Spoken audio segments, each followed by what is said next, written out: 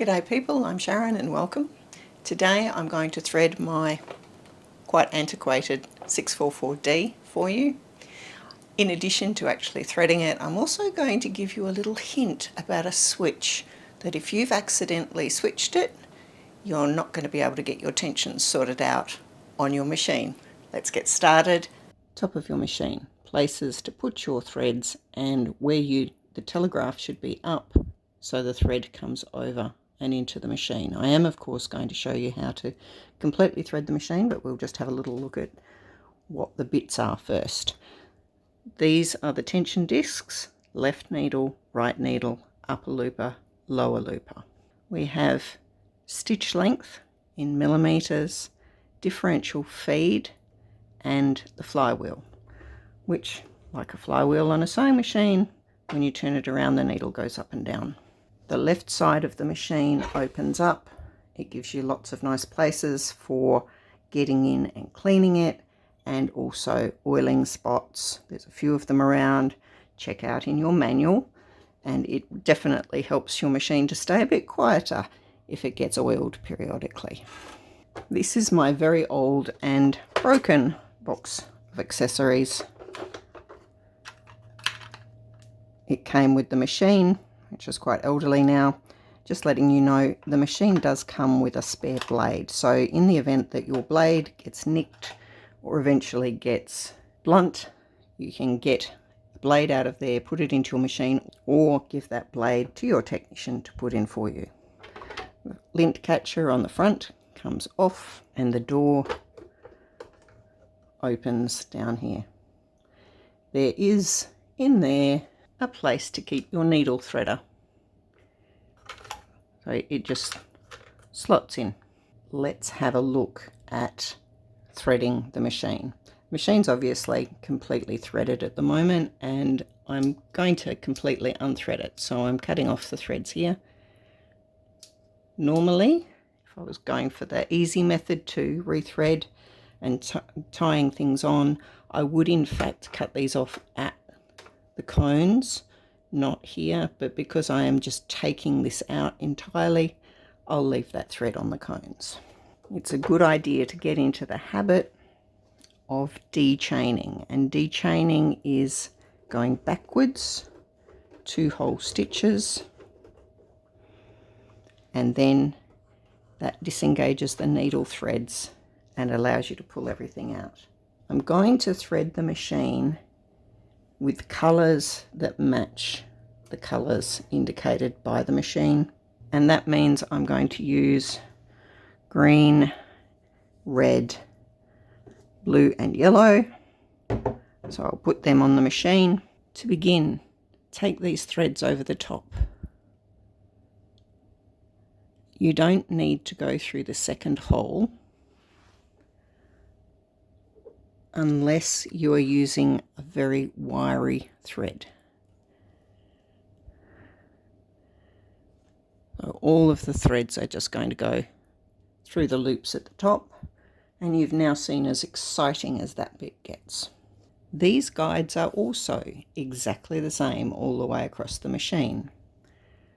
We put the thread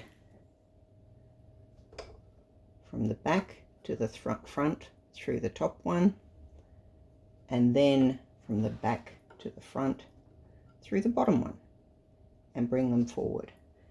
And it's just fallen down in between the guides, which is a lovely thing for it to have done. Back to front through the top, and over, and then back to front through the bottom. Back to front through the top, and this lines them up with those guides.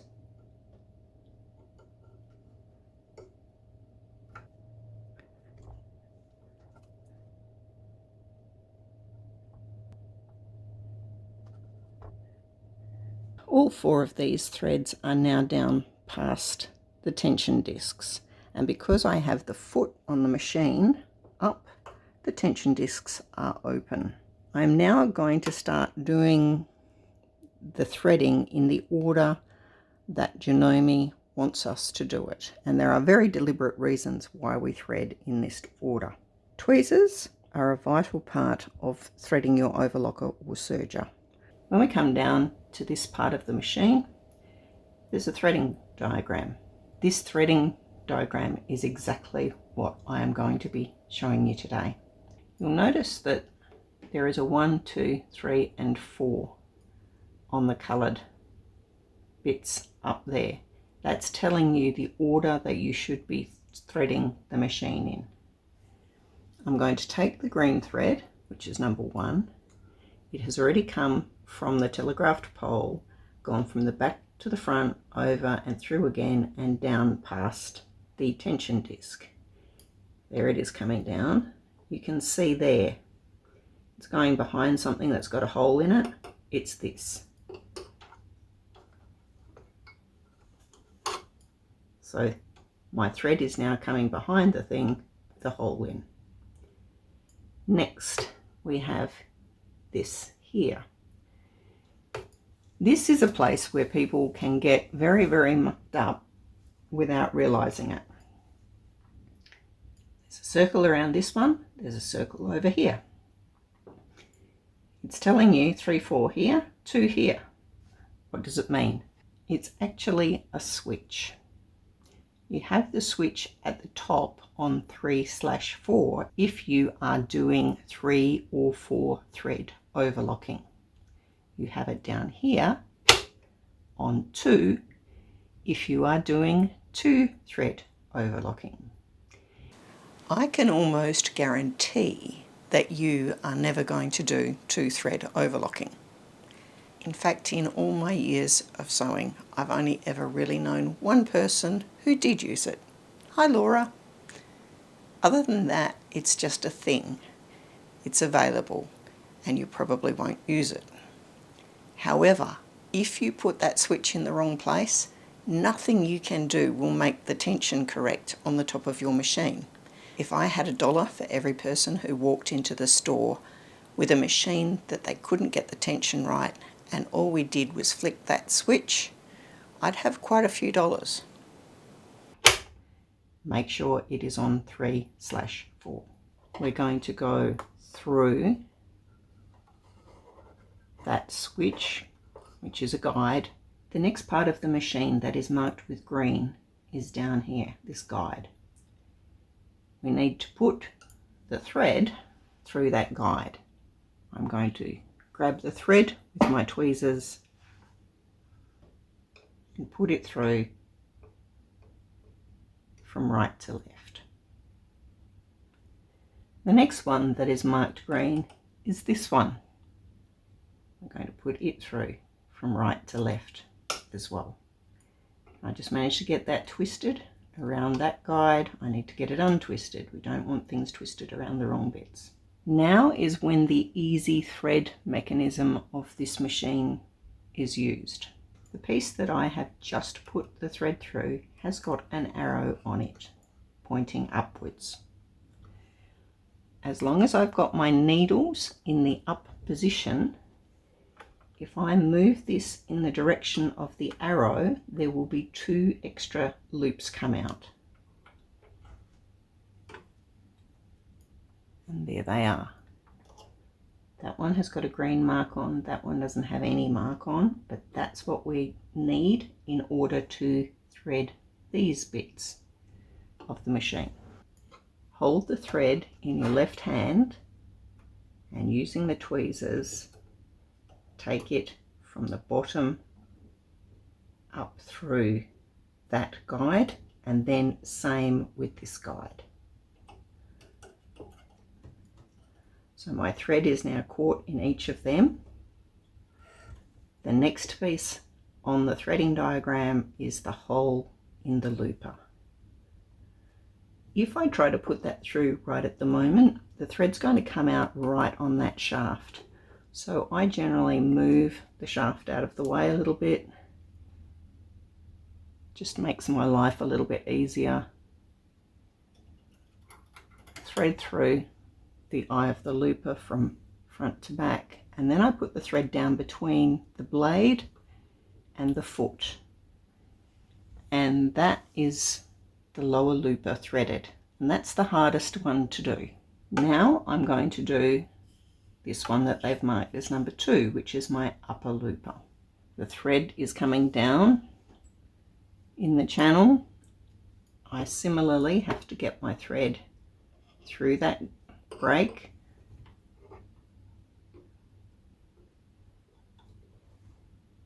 and behind the silver bit there. The red thread goes direct from there across to this guide, which is this one, which is also marked in red. This is one that has an opening at the bottom that if you put the thread underneath it and pull it up, it will go directly into. The diagram now has a bit that is really hard to understand. It's a tiny little wire and you can't really determine that it's gone in there, but it's this piece here. Holding the thread with my left hand, I need to get it under that wire and then pull it across to the left. The only other thing I need to do on the lower looper now is to put the thread through the eye of the looper from the front to the back. And once again, I'm going to do it with my tweezers.